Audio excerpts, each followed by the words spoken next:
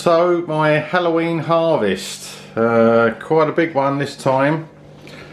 Let's move the camera across and then we'll go through all of these wonderful, beautiful looking peppers. So I figured I would get the most ripened peppers I've got off the plants, and some of the plants that are pretty much at it. Basically, I've taken the peppers off. So let's go through this. This will be the last sort of ripe harvest that I'll be taking this year. Halloween, 31st of October. Okay, these are purple reapers, and I'm going to let them sit here for about a week and see how ripe I can get these. These are yellow primo reapers. I'm glad I got a few more of those because I need some seeds. I've literally got 3 seeds out of the one I saved, so I can get a few more for next season because I do want to grow them next season. We've got a few little king nagas there. There's still a lot of green ones out in my polytunnels, but I'm going to have to get them in once these are out of the way and try and ripen them indoors because it's time to wrap it all up. So the beautiful starfish pepper, lovely shot. I did do a review on this. Blurry shot there. There we go. Wonderful starfish pepper.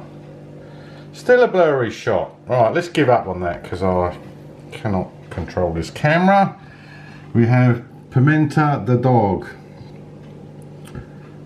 Pretty much halfway through their ripening. I mean, some of these have been in since yesterday and they're ripening already, so that's a good thing.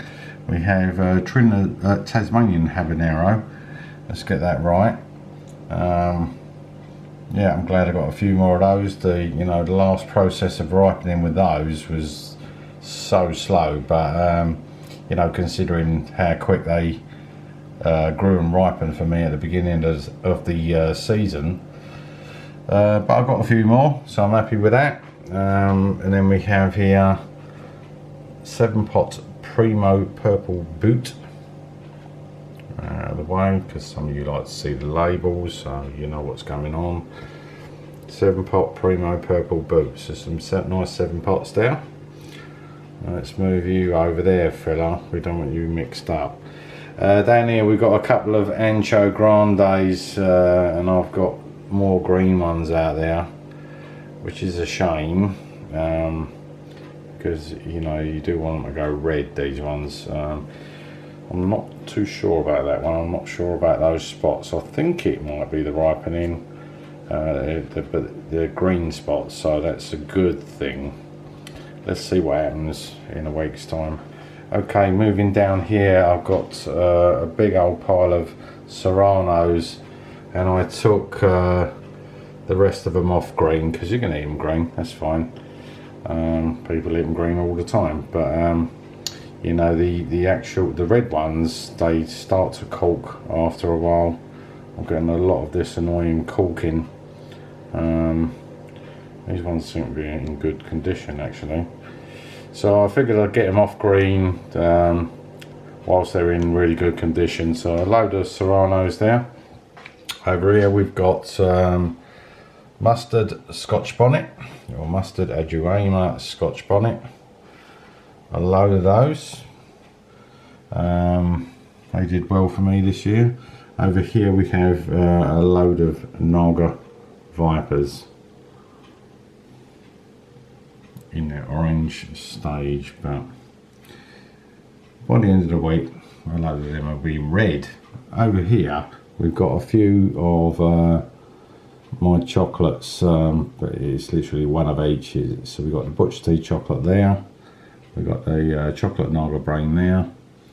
We have the chocolate Reaper, which I accidentally crossed this season. And one chocolate Butler. The plant actually gave me one decent pepper this year. Terrible.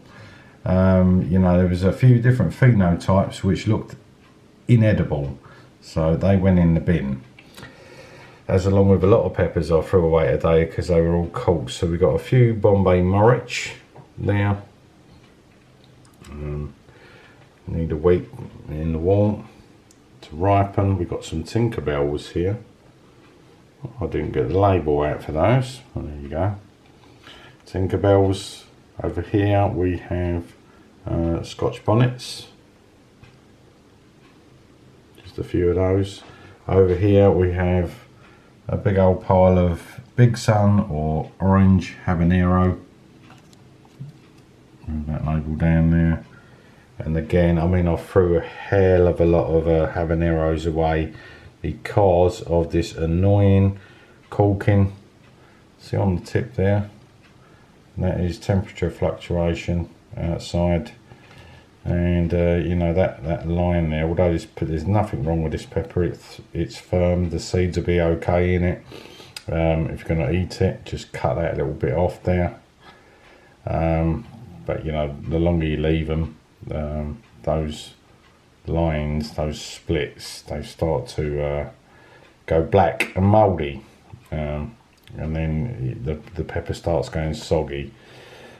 So I generally keep these cooked ones for myself, or I take the seeds out of them, but I have a hell of a lot of habanero seeds already drying out. But I'll make use of the cooked ones for myself. You can put them in hot sauces or meals, you know. It's not the end of the world, just cut out the bad bit and throw the rest away. Over here we've got some Bougnines. Bougnine. Pretty much orange. Let's see what happens in a week's time. Over here, chocolate Mirasol. I've only got a few that are actually chocolate. A lot of green ones there, but I've got them off the plants, and we'll see how it goes indoors. I've not tested the ripening process indoors with them yet, green, so we'll have a look. We've got some ripe Sugar Rush Peach, and we have over here almost ripe Armageddons, quite a few of those.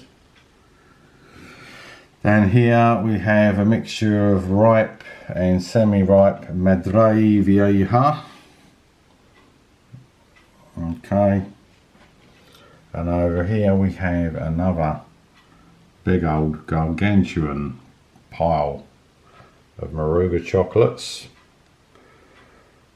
Big old pile of them. They've done very well for me this season.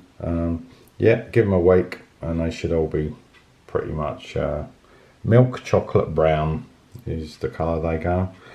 Down here, that's just a few of my Taiwan Goddess tomatoes, which I'll probably consume tonight because I eat them like sweets. They're beautiful.